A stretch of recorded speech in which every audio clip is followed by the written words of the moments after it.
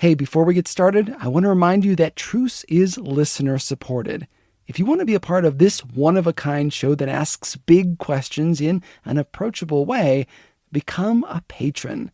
For just $5 a month, you can help me tell big stories like this upcoming season on the history of fundamentalism. And you'll get access to bonus materials. That's all at patreon.com/trucepodcast. That's patreon.com/trucepodcast. Hey folks, this is the second part in a two-part series. In part one, we discuss the history and finances of Christian films. We're joined by filmmakers Rich Christiano from Play the Flute, Time Changer, and Unidentified, and Wes and Amanda Llewellyn from The Moment After and The Moment After 2. You are listening to the show that uses journalistic tools to look inside the Christian church. We press pause on the culture wars and examine how we got here and how we can do better. I'm Chris Staron, and this is Truce.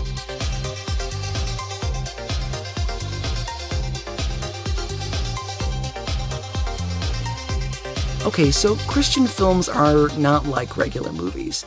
They have to play by their own rules. Keep it clean, keep Christ at the center, limited violence and swearing, and conservative costumes. Why, you ask?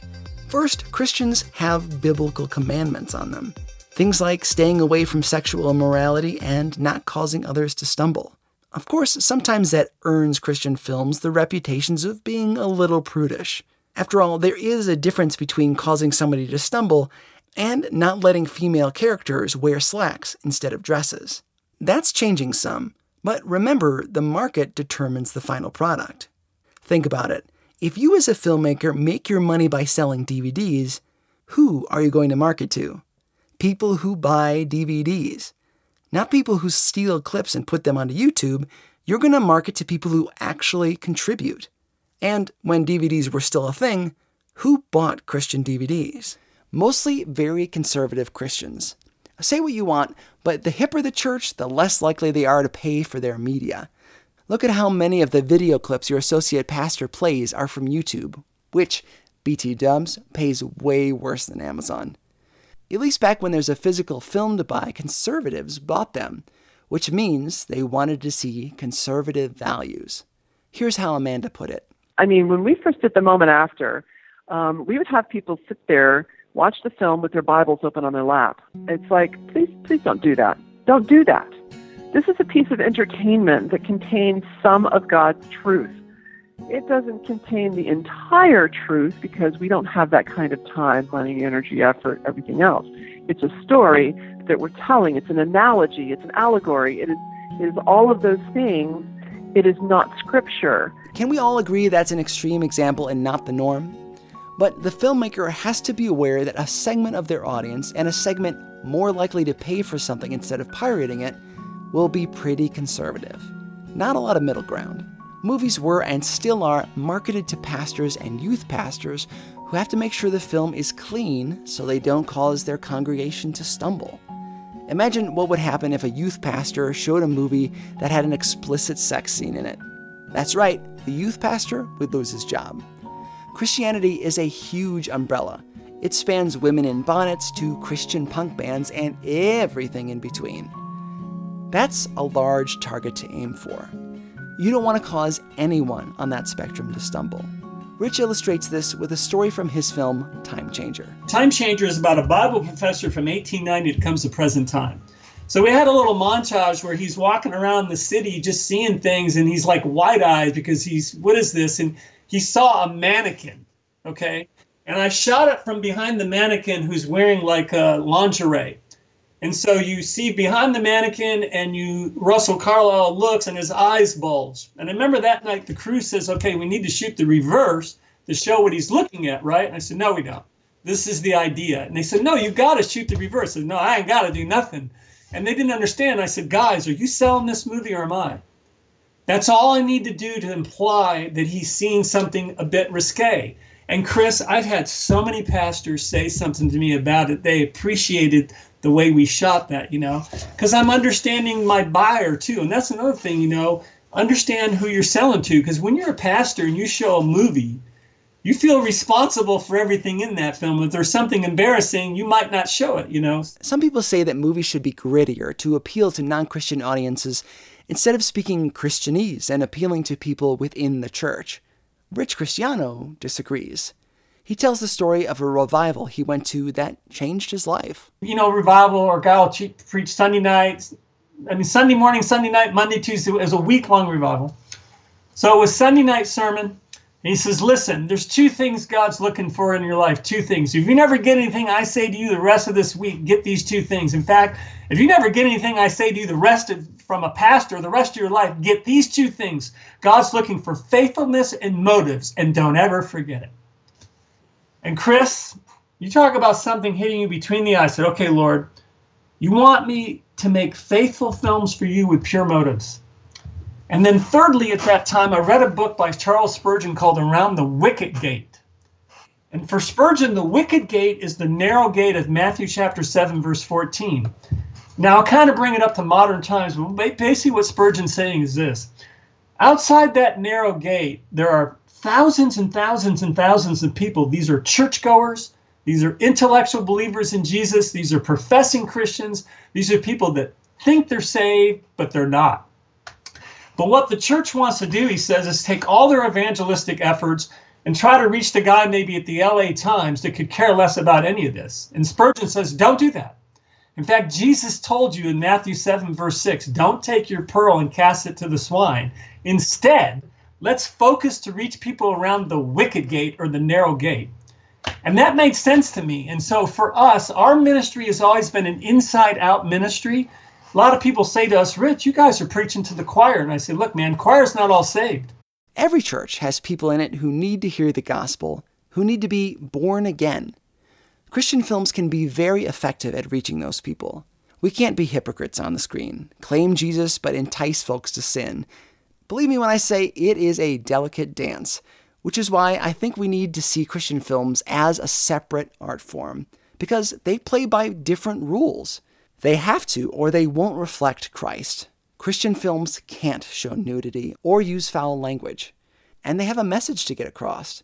When was the last time you saw a secular film that had an overt message? Exactly. Not many do. Christian films, in order to be the evangelism tool that they are, must point to Christ, or else they're just clean family films. And that we'll cover right after this message. This episode is brought to you by No Small Endeavor, the acclaimed podcast from Great Feeling Studios and PRX.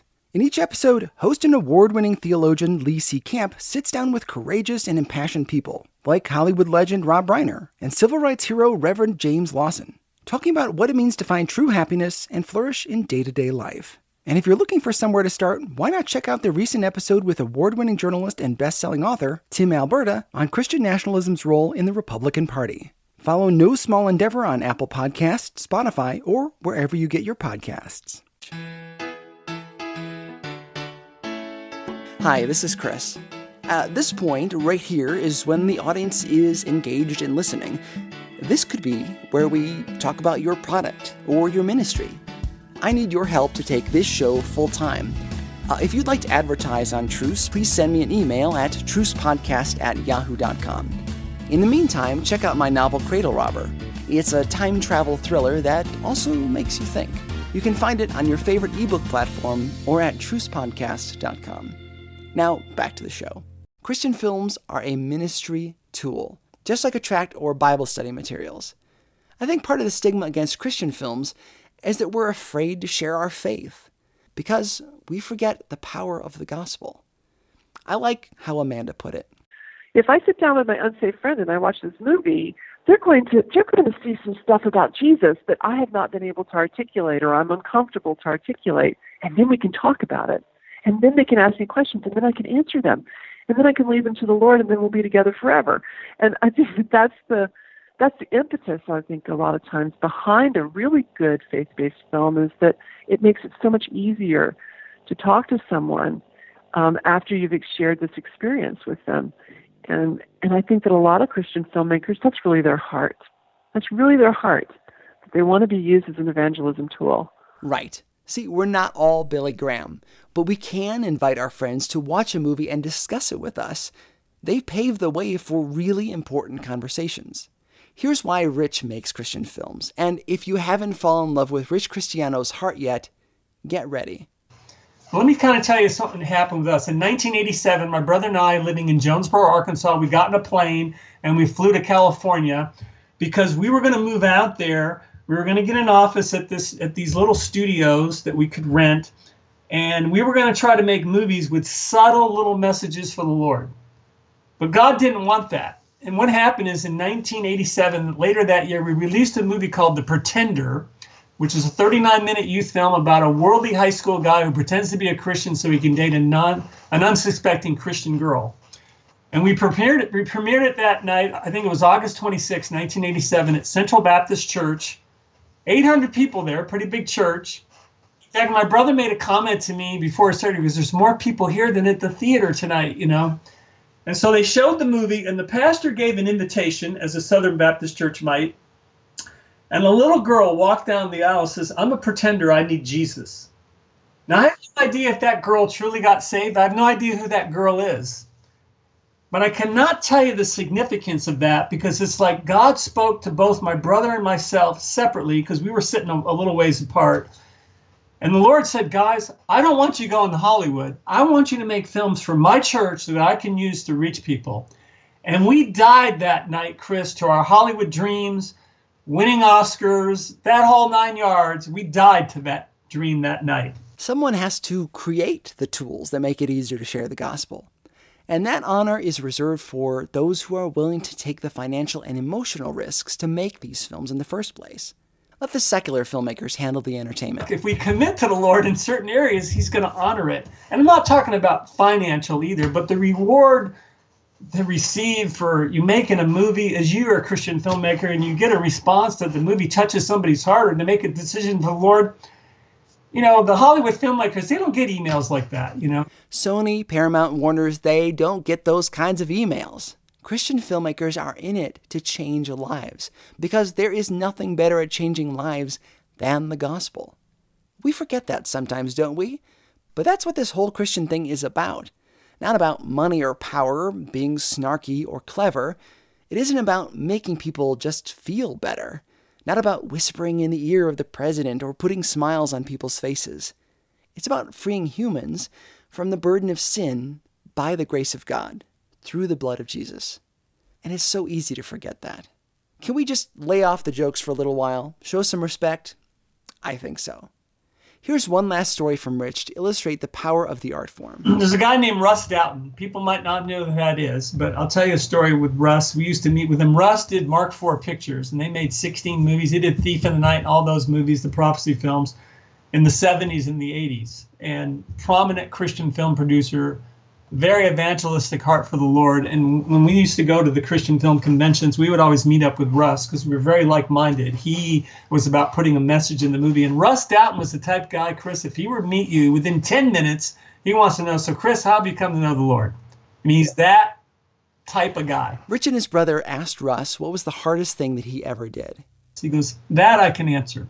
Back in my 20s, I was approached on a Tuesday to write and direct this program called The Children Gospel Hour with Henry Geiger. This is like in the mid-50s. And we started shooting the following Monday. And we did like 24, 26 episodes. He goes, "The hardest thing I ever did, I learned it on the fly, but we got through it and we produced this program." Russ then went out and was the associate producer on The Blob with Steve McQueen. It was released in 1958. And after The Blob, Russ said, "But God didn't want me in Hollywood. He wanted to make films for him. And God got me out of Hollywood, came back to Des Moines, Iowa. What am I going to do?" And I had an idea for a movie called A Thief in the Night. And I kind of committed to the Lord, "I'm going to make films for you. I get the idea. You don't want me in Hollywood." Kind of like my brother and myself. I want you to make films for me. Thief in the Night became a classic that, believe it or not, still sells, still changes lives today. Anyhow, he and his producing partner wanted to make a film for children, so they went around to churches to observe how Sunday school teachers worked with their students. And this one Sunday school teacher jumped out at him. And so they approached her and they said, "Will you help us with our script?" She goes, "Sure." So she would come over a couple times a week for like the next 3 or 4 months and they would work on the script. writing, rewriting, getting it just right to reach out to kids with the help of this gifted Sunday school teacher. He said this lady led hundreds of kids to the Lord over her lifetime. So she walked to the door, and Russ says, by the way, I never failed to ask you, how did you come know the Lord? She goes, I've been a Christian for 20 years. I love the Lord. I've been serving the Lord. And Russ says, well, that's good to hear. She goes, yeah, I got saved watching this program on television called The Children's Gospel Hour. The Children's Gospel Hour. The Children's Gospel Hour. The Children's Gospel Hour. That project, the one that had caused them so much grief, had been so hard to produce, had been the tool the Lord used to get this woman's attention. That hit him so hard. And it's like God said, see, Russ, I didn't want you to make The Blob. Forget about The Blob. Forget about that. I want you to make films for me.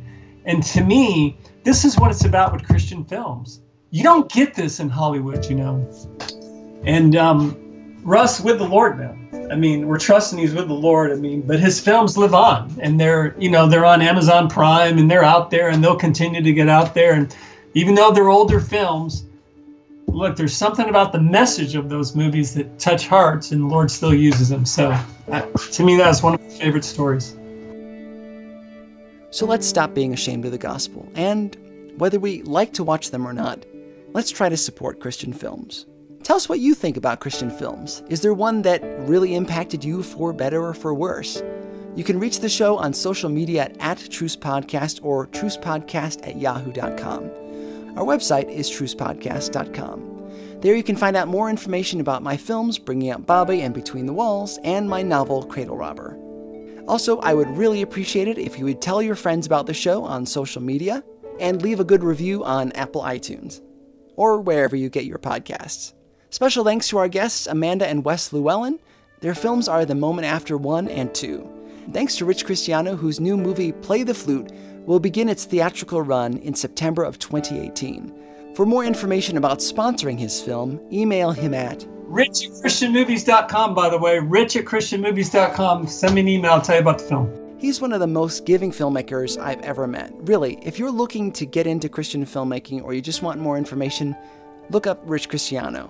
He's always willing to share information, especially with young upstarts looking to get into the business, like I once was. I'm Chris Starin.